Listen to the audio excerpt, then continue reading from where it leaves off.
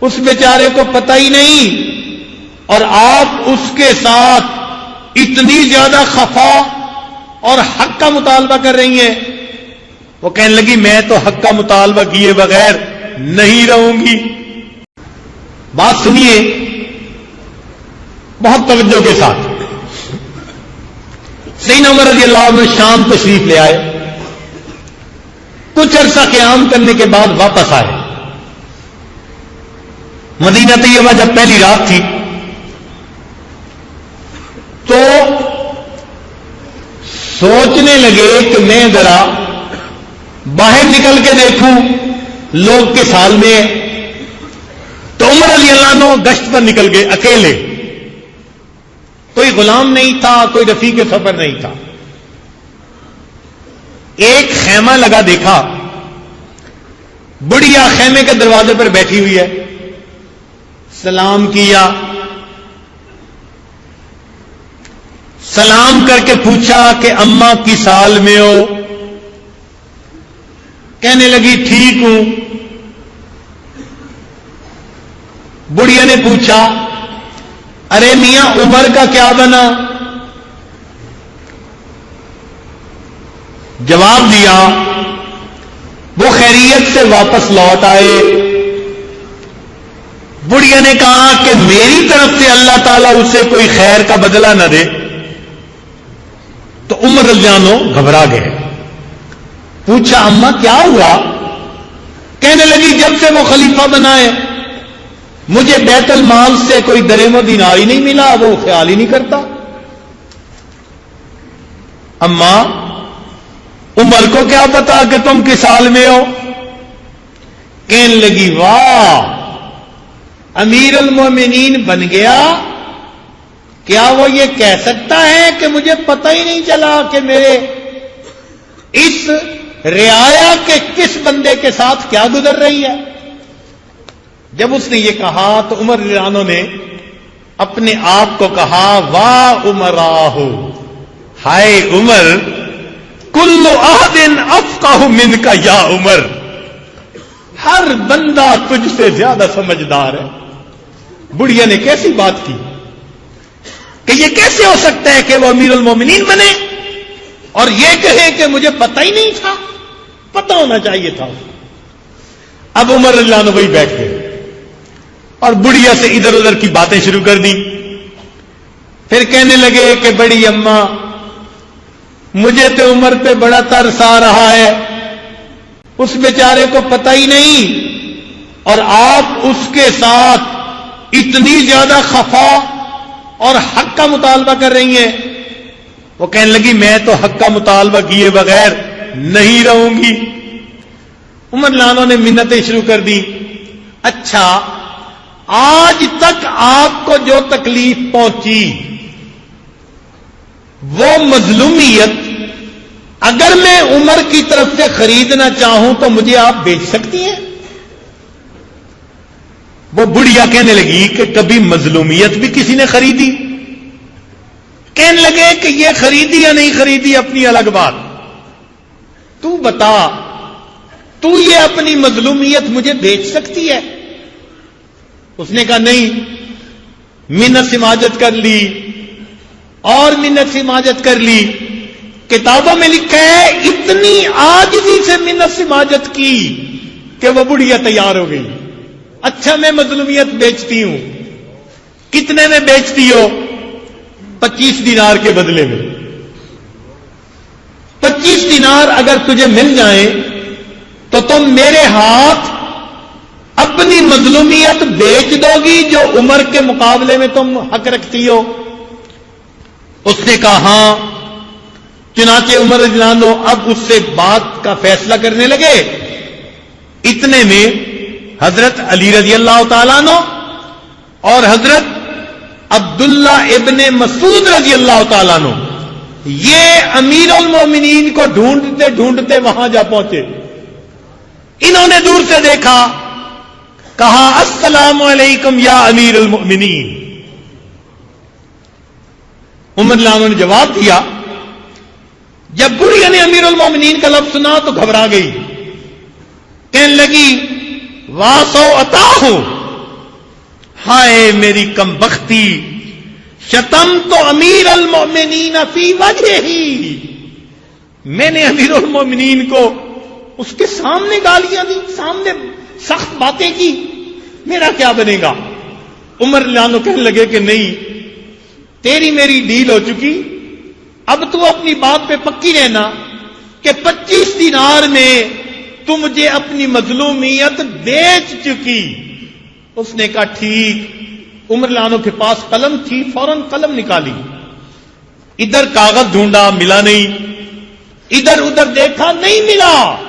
کتابوں میں لکھا ہے عمر رضی اللہ عنہ نے اپنے کرتے کے ایک کونے کو پھاڑ لیا، کپڑے کو پھاڑا، اور کپڑے کے اوپر ایک عبارت لکھی، بسم اللہ الرحمن الرحیم، ھذا ما اشترى عمر من فلانۃ ظلامتها منذ ولی الی یوم کذا وقذا۔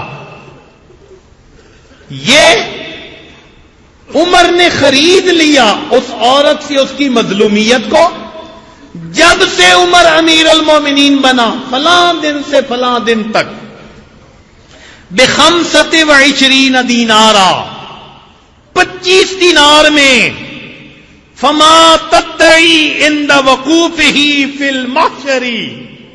اللہ اکبر، یہ عمر لانا عبارت لکھ رہے ہیں، یہ بڑھیا قیامت کے دن بین یدی اللہ تعالی، اللہ کے سامنے جب کھڑی ہوگی، عمر کے خلاف مقدمہ دائر نہیں کر سکے گی۔ یہ عورت قیامت کے دن اللہ کے سامنے جب کھڑی ہوگی تو عمر کے خلاف مقدمہ درج نہیں کر سکے گی۔ فعمر منہ بریء، عمر اس سے بری ہے۔ وشہد علی ذلک علی بن ابی طالب وابن مسعود، اور اس پر علی ابن طالب اور ابن مسعود گواہ بن رہے ہیں۔ عمر رضی اللہ عنہ نے عبارت لکھ لی، گواہ بنا لیا، گھر آ گئے، مگر دل کانپ رہا تھا۔ ایک عورت نے کہا میں قیامت کے دن عمر سے حق مانگوں گی، دل گھبرایا ہوا ہے۔ اپنے بیٹے کو بلایا، بلا کر فرمایا میرے بیٹے، اذ انا مت، جب میری موت آ جائے، فجعلہ فی کفنی، اس کو میرے کفن کے اندر رکھ دینا، القا بہ ربی، میں اس کو لے کے اپنے رب سے ملاقات کرنا چاہتا ہوں۔ جن کو امانت میں خیانت کا احساس ہوتا تھا وہ اپنے رب کے سامنے پیش ہونے سے اتنا ڈرا کرتے تھے۔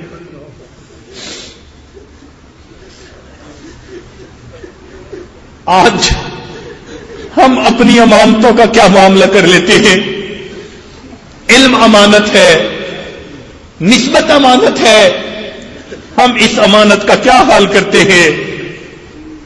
ہمارے حضرت مرشد عالم رحمت اللہ علیہ فرماتے تھے قیامت کے دن لوگوں سے ایک سوال ہوگا ان کی ذات کے بارے میں، اور جس کو نسبت ملی اس سے 2 سوال ہوں گے۔ بتاؤ نسبت کی خدمت تم نے کی تھی یا نہیں کی تھی؟ بتاؤ پھر کیا معاملہ بنے گا؟ چنانچہ ایک بزرگ تھے،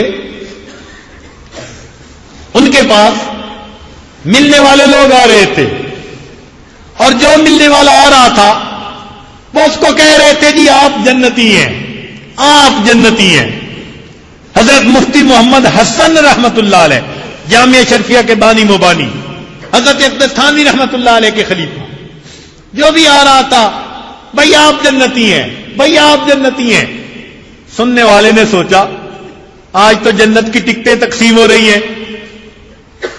جب لوگ چلے گئے اس نے پوچھ لیا کہ حضرت آپ نے سب آنے والوں کو جنت کی بشارت دے دی؟ فرمانے لگے دیکھو یہ لوگ مجھ سے حسن ظن لے کر آئے کہ یہ اللہ کا ولی ہے۔ حسن ظن ایسا عمل ہے کہ اس کی وجہ سے اللہ تعالیٰ ان کو جنت عطا فرمائیں گے، اس لیے میں نے ان کو جنت کی بشارت دی۔ اور فرمانے گئے رہ گئے اپنی بات، تو مجھے تو قیامت کے دن لگاموں میں جو ہے باندھ کے کھڑا کیا جائے گا اور پوچھا جائے گا تم نے نسبت کا حق ادا کیا یا نہیں کیا؟ اگر ثابت ہوا کہ کر دیا تو بچ جاؤں گا، ورنہ اللہ کے حضور حساب دینا پڑے گا۔ ہمارے اکابر ڈرتے تھے، گھبراتے تھے بوجھ اٹھانے سے۔ تو آج ہر سالک کے اوپر ایک ذمہ داری، زندگی میں جو امانتیں ہیں ان کا خیال کرنا، اور جس کو نسبت کی امانت ملے اس پر دوہری ذمہ داری، لیکن اللہ کی طرف سے پھر اجر بھی ملے گا۔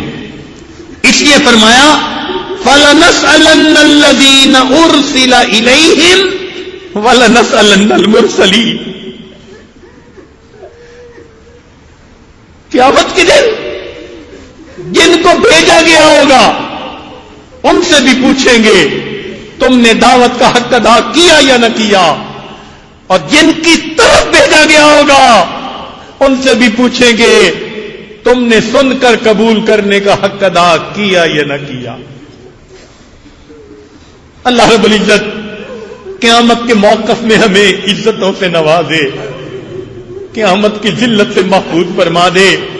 زندگی کو دیکھیں تو خیانت ہی خیانت نظر آتی ہے۔ میرے مولا آپ کے محبوب نے تو فرمایا لا ایمان لمن لا امانت لہ، ہمارے ایمان کا قیامت کے دن کیا بنے گا؟ اے اللہ ہمارے اندر امانت کی صفت پیدا کر دیجئے، ہم گھر میں اچھے خامد بن کر رہیں، اچھے بیٹے بن کر رہے، اچھے بھائی بن کر رہے، اچھے شاگرد بن کر رہے، اچھے استاد بن کر رہے، ملک کے اچھے ایک شہری بن کر رہے، ایک اچھے انسان بن کر رہے۔ جو ہمارے فرائض ہیں ہم اچھے طریقے سے ان کو ادا کر لیں۔ اور میرے مولا اب تک جو ہم سے کوتاہی ہوئی معافی کے سوا چارہ نہیں، بس ہم آپ سے معافی کے طلبگار ہیں۔ میرے مولا آپ معاف کر دیجئے۔ اے اللہ اگر آپ کی رحمت کی نظر نہ ہوئی تو قیامت کے دن شرمندگی کے سوا ہمارے پاس کچھ نہیں ہوگا۔ آپ مہربانی فرما دیجئے، ہمیں قیامت کی شرمندگی سے بھی بچا لیجئے، اور دنیا میں جو وقت باقی ہے امانت کی حفاظت کرنے کی ہمیں توفیق عطا فرما دیجئے۔ وآخر دعوانا ان الحمد للہ رب العالمین۔